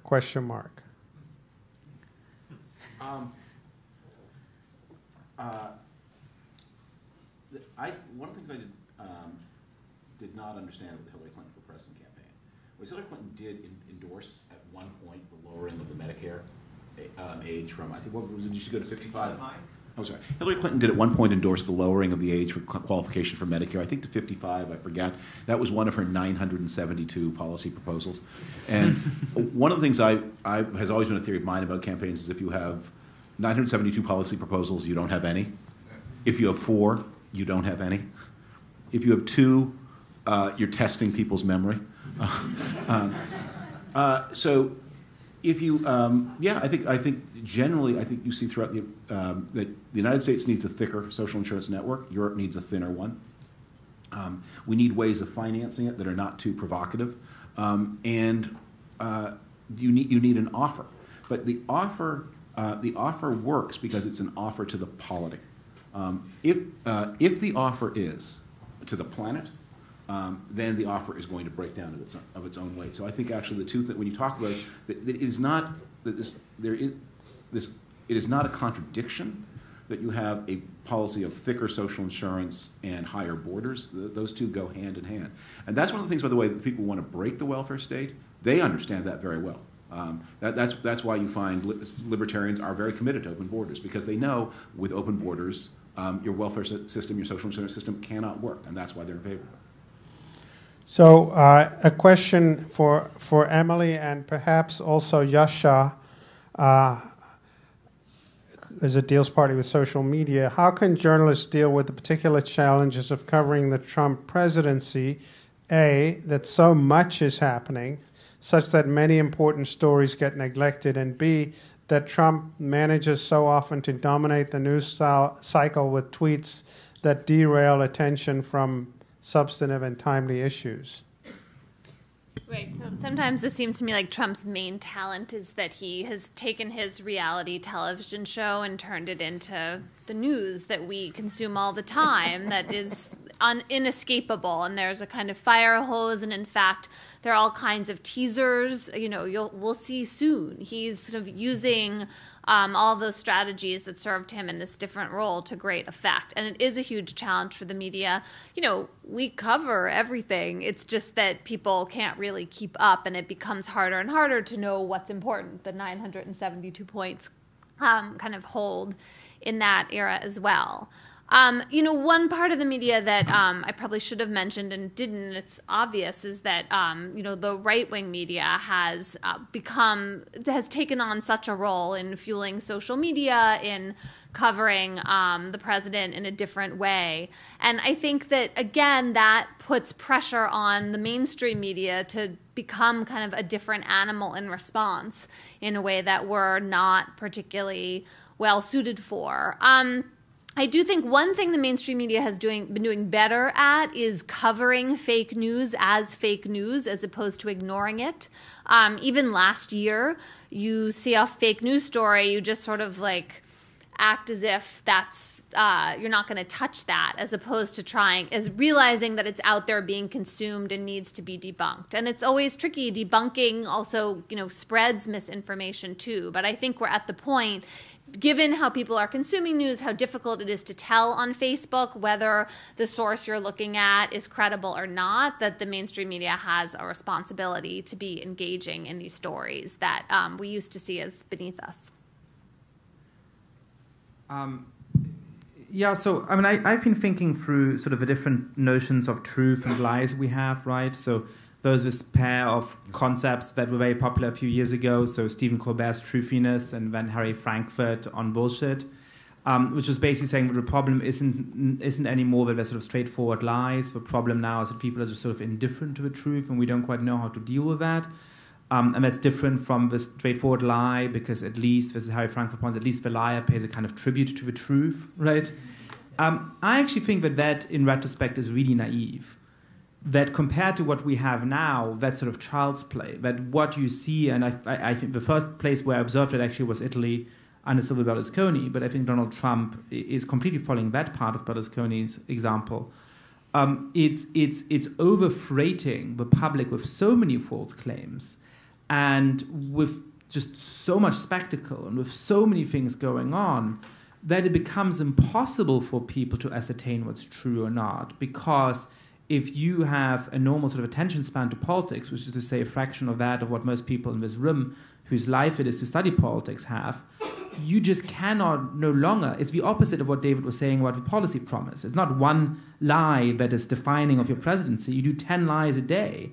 And so nobody in the, 98% of the population don't have a patience to try and figure out the details on each of those claims. And so all you can do is to trust the people whom you trust. And if you're on the right, that'll mean, Fox News or to the right of that. And if it's on the left, it means, the kinds of things that we mostly probably consume, right? And I think that there's a difference between those two. I'm not saying that they're the same. But I, at this point, don't have the time and the patience to go through every claim and make my own assessment as to whether Donald Trump is actually true in the outrageous things he claims are happening.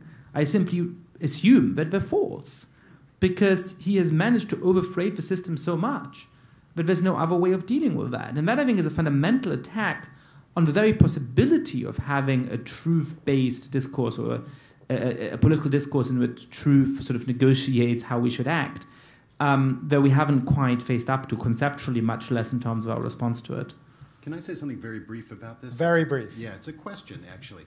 You know, Trump has a big Twitter following, but, you know, when he tweets something, it might get retweeted, I don't know, 10, 20, 30,000 times. It's nothing like Kim Kardashian, right? So my question is, why is it that every tweet is news? Why is the megaphone is actually the New York Times printing, you know, treating his tweet as news? And I wonder how you guys think about that, although we may not have time to talk about it. So it does seem that the subject... Oh, I'm sorry. Oh, you want an answer to that? Well... You're going to get the penultimate word here. And also this is just like everything turns into my trying to answer for the New York Times, where I don't even work on the news desk. But look, the president is making statements, right? I mean, I don't know if you all noticed the Twitter account that turns every tweet into an official statement, but ridiculous as it is, that is what they are. And so then you have to make judgments as the news desk every day that covers the president. Well, which of these really matter? And that is hard to do. There is no question that there's all kinds of chaff with the wheat, but that is a tough decision for journalists to make. Something the president says, something provocative, isn't newsworthy. The problem with the refusal to stay away is we have things like, you know, the 4 days during Puerto Rico, where Puerto Rico isn't on television because there's no electricity there and it's very hard to get images, and instead we're having some made-up fight about, you know, Colin Kaepernick and Steph Curry and black athletes, which is simply divisive. That is tough for journalists to push back on. May I add one sentence? I know this will be to your question. The fact that the statements don't matter is why they matter. So when the President of the United States, the Commander-in-Chief of the Armed Forces, says, with an 8.5-minute gap in between to give the Russians lots of time to get off a nuclear missile response, I am about to announce a total and complete ban on ... transgender soldiers in the military. And then the military says, thank you for your helpful comment. Actually, no, you're not. We certainly will take it into consideration and give it to you. And the military said, actually, no, we've thought it over. We're sticking to our original policy. Because his tweet... That's astonishing. That's an amazing thing. And the fact we have this system of government where the president proposes ideas from time to time, and the Secretary of Defense determines whether they'll become government policy. Although the president certainly could have made that policy anyway. We are out of time. I would just say that I think it's fitting, since we are a university, that the subject of truth is where we've ended up. We are, after all, our basic mission is the creation and dissemination of knowledge, and you know, some might go so far as to say that the movements within universities to question whether it's possible to actually generate, never mind disseminate, knowledge have created part of the intellectual and ideological terrain that makes what we've been talking about for the last 5 minutes possible. And perhaps in addition to being public intellectuals and coming out of our ivory towers and speaking in the public sphere, we might want to pay some attention to the recreation of norms of truth-telling and truth-seeking within our own institutions. But I want to thank everybody for participating, and particularly the people who've done all a tremendous amount of work to come here today. And thank you all very much indeed.